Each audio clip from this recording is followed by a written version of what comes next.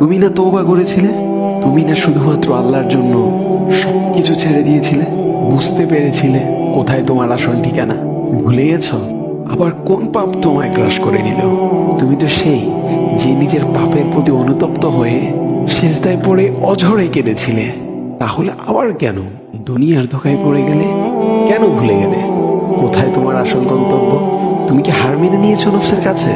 তুমি এত দুর্বল, ভুলে গেছো তুমি কার বান্দা? কে তোমার রব? তোমার রব তো সর্বশক্তিমান। সর্বশক্তিমানের বান্দা আবার কখনো দুর্বল হয় নাকি? মৃত্যু পর্যন্ত লড়ে যাও তুমি। শয়তানকে দেখিয়ে দাও তোমার ইমানের পাওয়ার। শয়তানের ধোকায় পড়ে অনেক পাপ করে ফেলেছো, তাই নিরাশ হয়ে গেছো তুমি, তাই না? তুমি কি জানো না তোমার রব কতটা মহান? তিনি তো তোমাকে ক্ষমা করার জন্য অপেক্ষা করছেন। তাই ফিরে আসো সেই রবের দুয়ারে, যার দুয়ার কখনো বন্ধ হয় না।